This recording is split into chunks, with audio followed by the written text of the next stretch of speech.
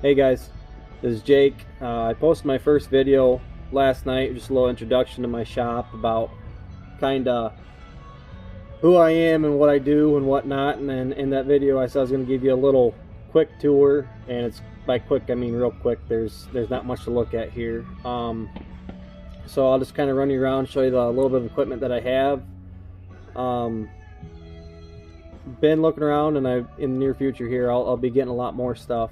Hopefully, I've been doing, like I said, I've been doing it for 2 years, but in just the past couple months I've really been kind of taking off with it and doing more and more work. Before it still is hobbyist, you know, but I'm getting more and more jobs, and it's not just a buddy system anymore where I'm doing work for just friends. I'm starting to do work for, you know, people. I've got a couple ads on Facebook and stuff like that kind of give me some jobs. And so I'll quit talking about it. I'll just give you a quick run around and just show you just mainly a mill and a couple lathes and a couple grinders and stuff. So quit talking about it and I'll show you real quick. Alright, so first thing I wanted to show you, this is my only mill that I have right now. I'd like to get a horizontal eventually. Really would like to get a Kearney and Trekker. Been looking around at those are really nice. They've got, you know, the drives to them. They got a lot of the automatic feeds and stuff like that. But so this is my knee style universal vertical mill that I have. It's a Kent USA. I'm not sure of the year on it because the little brass tag that's supposed to be on there with the serial number and stuff, which I'll show you. Well, it's not a brass tag. It's like an aluminum. Was like a laser etch or screen printed serial number and stuff on there, and someone at one point, it's like, I'm assuming, used some form of solvent that took that off there. So it's a Kent 2VK, I think is what it is. I'm not sure. I said I knew it at one time. I looked it up at one point, but it's got the 10 by 50 table. I've got just some thin plywood to cover my table up to get the two T-slots clean, which I need to clean them even better than what they are, even though they're covered. So I got the boards over there. It's like I said, it's a 10 by 50 table. Got the Kurt 6-inch vise that's in there.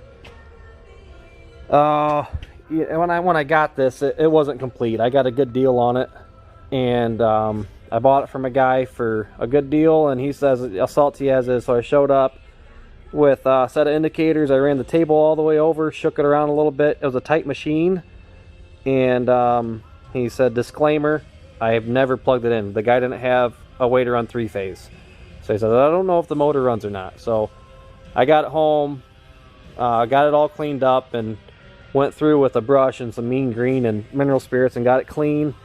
I plugged it into my phase converter, and lo and behold, the motor didn't work. I ended up going to H&W Machine out of Fort Wayne, which is about a little over an hour from where I'm located. Picked up a new stator. So it's the same motor, but I picked up a new stator for it because the stator was blown. Picked them up from them. I think it's about $400 from them. It's not terrible compared to what a brand new motor cost. So I put a new stator in there, reassembled the motor, and it's got the vari-speed head on it. So that was kind of a pain with the spring for your variable drive pulley on the motor. But I got the motor running. That's the first time I heard it. I didn't hear it run when I got it. So got it fixed up. It was missing a couple things, just your little things that kind of are prone to being missing, you know, like your auto feed, little lever and stuff like that. Missing some handles. I was lucky enough to find a couple spare handles from some of the people that I know. It didn't come with the the power feed. Did come with the top part of the housing, but it was missing the guts from the inside, and I ended up finding the guts, and it bolted right up in there. It's a Servo 140 power feed that's on there, and that works like a charm. And it's gonna prove me wrong here. Let me let's turn on my phase converter. Don't know why it was off. It was just on. So it's got the power feed, works great. Got the rapid. The opposite way, of course. Rapid. Real smooth running power feed. I was lucky to find the guts and the motor and everything to make it work. Some really quick stops that I made just to get it working. I just within the past week I've got this power feed working. Before it was running it all by hand, so I just had these. I just kind of whipped them up really fast, and I need to buy the proper ones or even make them. Either way is fine. It has the sorry if my camera's shaky. Like I said, I'm not too familiar with doing this quite yet. It's got the behind this plate there is a reservoir that's built in for your coolant, your flood coolant. It's got the screens down in here, so you would, you know, your flood coolant come to the table, run down, and it would recycle it. I don't run flood coolant. I actually run mist coolant. I run cool mist, a cool mist unit, and that's what I use for my coolant. I don't like the flood because it makes quite a bit of a mess, and the flood coolant works fine for me for what I do. Keeps my tools cold and lubricated, and it blows the chips out of the way, which is also nice. So it's got the, like I said, the cool mist unit right here. Made this little, actually I got this little attachment made here, this pole, which I need to cut shorter. But eventually I'm going to put these bushings on that I have made up that'll go on here. These arms I'll reach out. One arm will reach out and grab my vise, and when I unbolt it I can just simply swing it. And then one for my rotor table up top. And so I don't have to pick these up, even though this one's not too bad, but the rotor table's pretty heavy. So I don't have to pick them up. You just mount them to that arm, raise your knee up to whatever height that arm's at, clamp it down, and you can swing it out of the way, and then when you need to run it, swing it back on there, and you're good to go. So it didn't come with this bracket. I put this in my little brake that I have and bent this bracket up, and it pivots out of the way, but that's not really necessary. You can put a grease circle on there, it doesn't move. So that originally you're supposed to, it had air coming in, and then you would adjust this, guys. Here's your flow control, which adjusts the airflow and also kind of also adjusts the coolant pressure too. But I've got that set. This is set at 20 psi. This is always set to the same spot. It'll never touch that anymore. I put this electronic solenoid valve on there, and if you come up to where my power's at, I've installed this old, it's a switch I had laying around, but I installed the switch, and now I don't have to reach around anymore. I used to have a ball valve on there, and now I just hit the switch up top and everything's right there. So we'll fire them up for you. Will help if my brake was off. So it's in high gear right now. Pretty smooth running, quiet mill. Of course it gets quieter the longer it runs. It starts to quiet up once it gets heated up a little bit. That belt gets heated up. But overall, it's a smooth mill. Like I said, 10 by 50 table. It didn't come with the one-shot oiler on there, so I had to buy one of those and pop one of those on there. So moving on, we'll come over to my little toolbox. This is just machinist tools right here. I originally, for quite a while, was using my grandfather's Kennedy. It's an old one. I had that for a long time. Well, for a while I was using that with all my tools bunched up into there, and then this, I think it's a Stanley. I've had that since I was a little kid.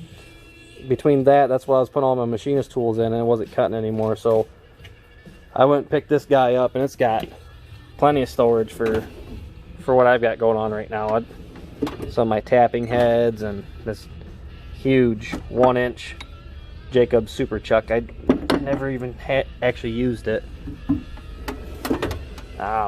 But you know, just your standard drill bits and my measuring tools, stuff like that. So that's nothing spectacular in there.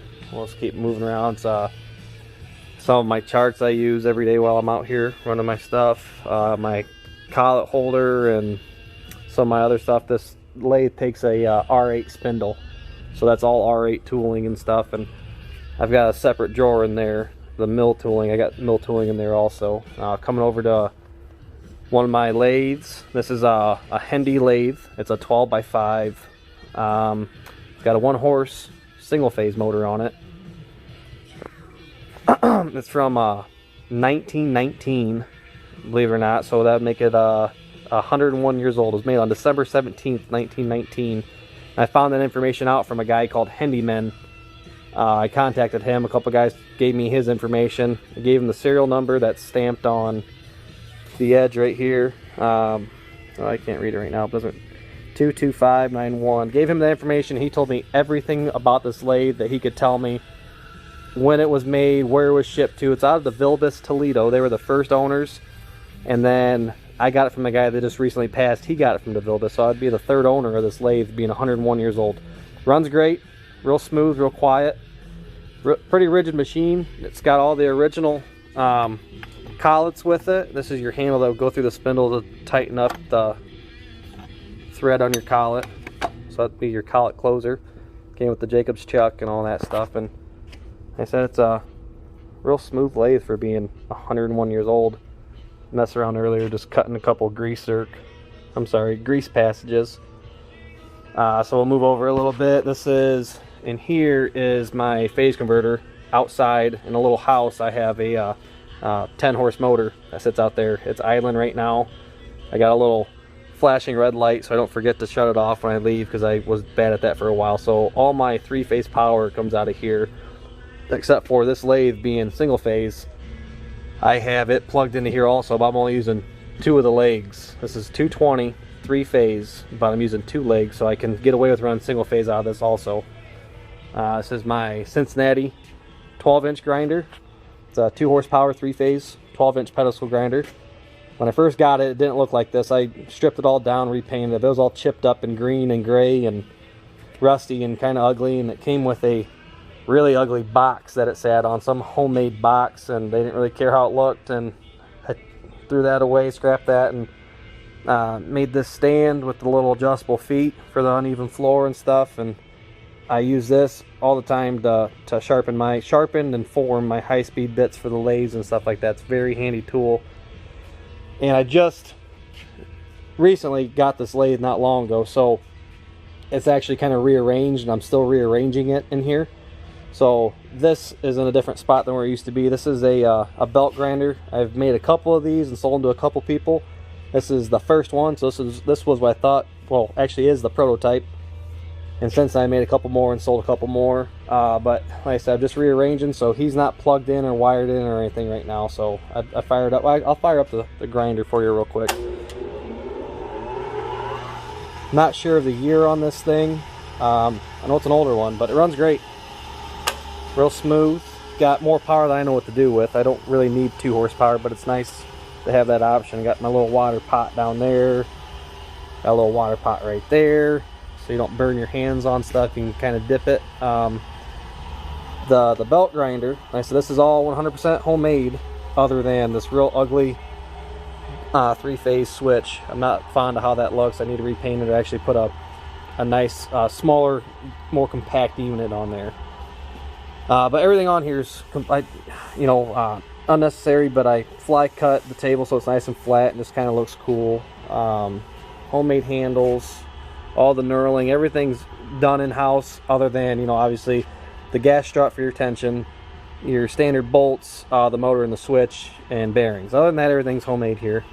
This unit, you can loosen this lever, this table pulls out, you can flip it, and then you loosen this guy right here, and this whole thing pivots horizontally, and then you have a horizontal grinder. I very rarely ever use it horizontally, but the option's nice to have. I'll get that wired up, and I'm sure you guys will see videos on that of me using it, or maybe I just might do a quick video of it in operation if I'm not even doing a project, just kind of do a quick video for you guys. But that's got a 1.5 horse Dayton on there, 3600 RPM 3-phase also.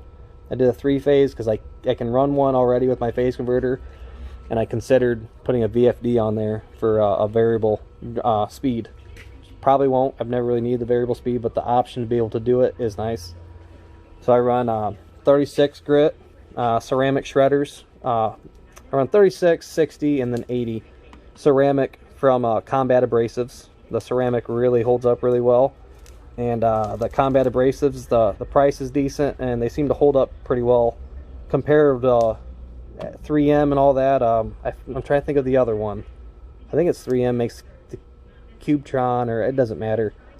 For the price, these hold up just as well as the 3M seems to, from my experience at least. So those are nice. I got a couple 60s, 80s, 36.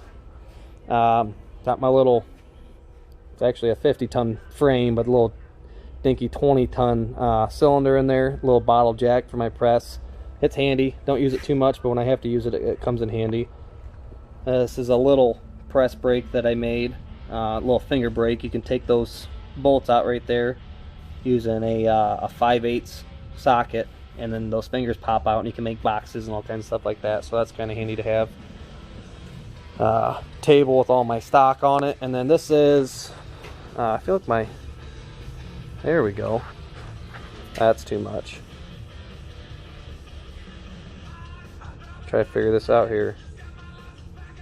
Okay, we'll go back to 1. There we go. I feel like I'm not being tech savvy.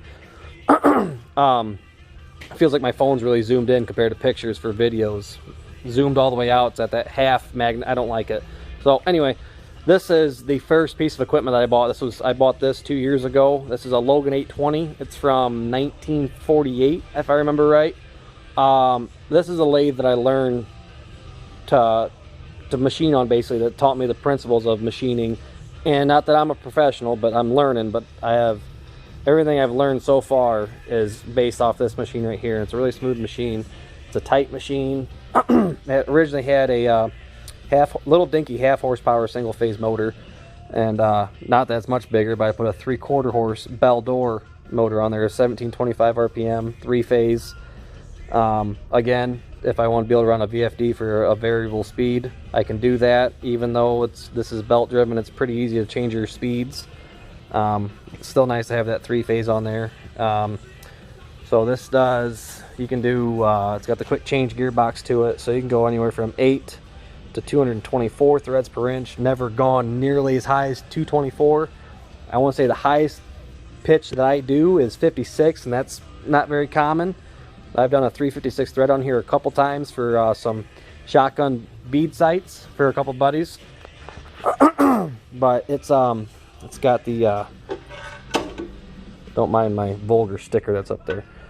It's got the I did a serpentine. This originally came with the original leather belt, and it didn't last very long. Didn't get used very much from the previous owner, so that leather belt worked fine, but it didn't hold up too long after I got my hands on it.